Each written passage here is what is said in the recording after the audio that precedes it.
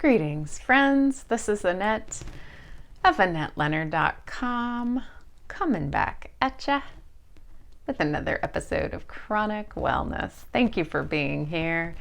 So, on the last episode, I talked to you about receiving IVIG, and one of the only ways that I could get such a quantity of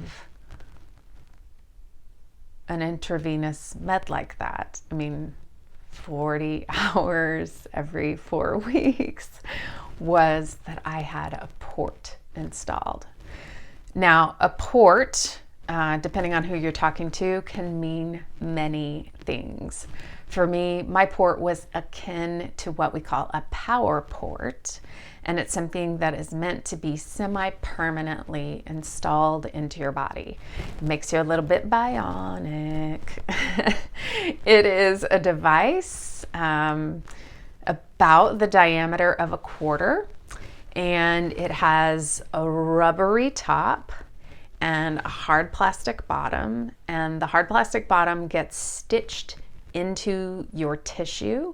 The whole device is covered by your body, so the whole thing is stitched inside of you. It is usually performed as an outpatient surgery, and they make an incision and they put the whole thing inside of you, and that rubbery top then and it also has a couple of connecting tubes that get threaded into your own veins.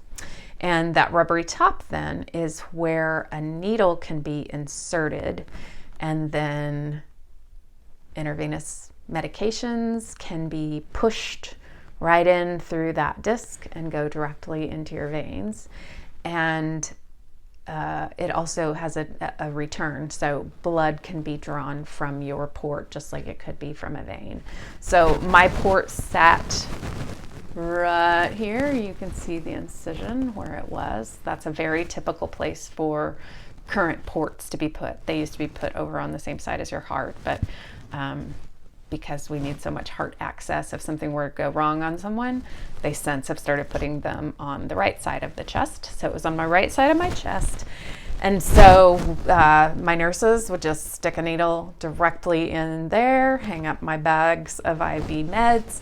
And if I was coming the 5 days in a row, we would usually just leave the needle in, seal it over real well with,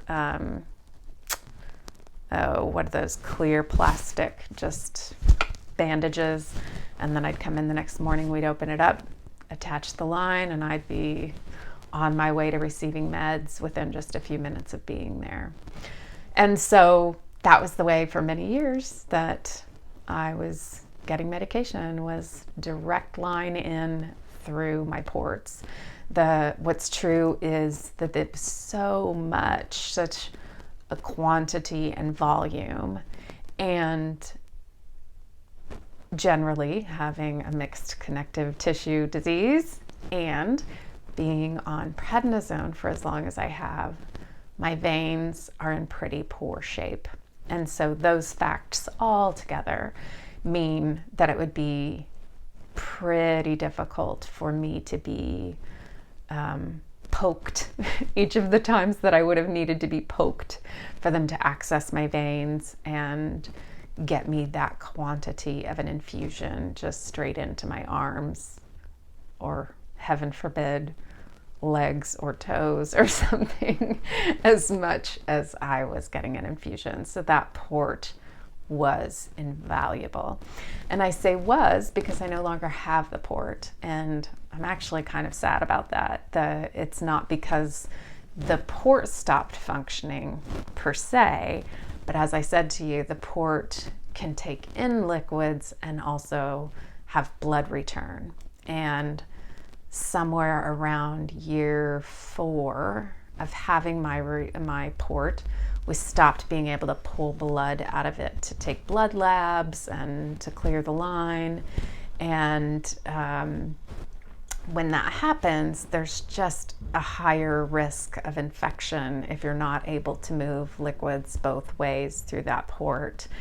So they sent me to have a little study done of it, to have some dye injected and to see what happened and why things weren't moving. And it turned out that my body had just, on one end of one of the threads, remember I mentioned there were two little lines coming out of that port. At one end of one line, I just created a little cell sac, and it was sort of impenetrable from one way, so liquids could get through it, but when we tried to pull blood out, it would just suck that little cell sac into that line and not let blood return through it. And as I say, the potential for that then to become cruddy, start to create an infection, and then for me to be dealing with a whole infection in this side of my chest was too great of a risk. And so this time last year, had the port removed.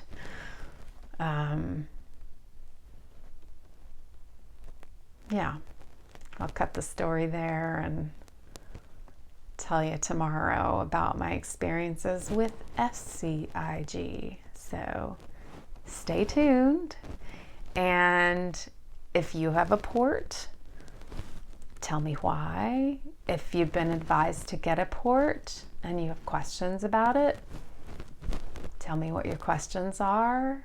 And until we're together again, I am grateful to share your time and attention. It is an honor.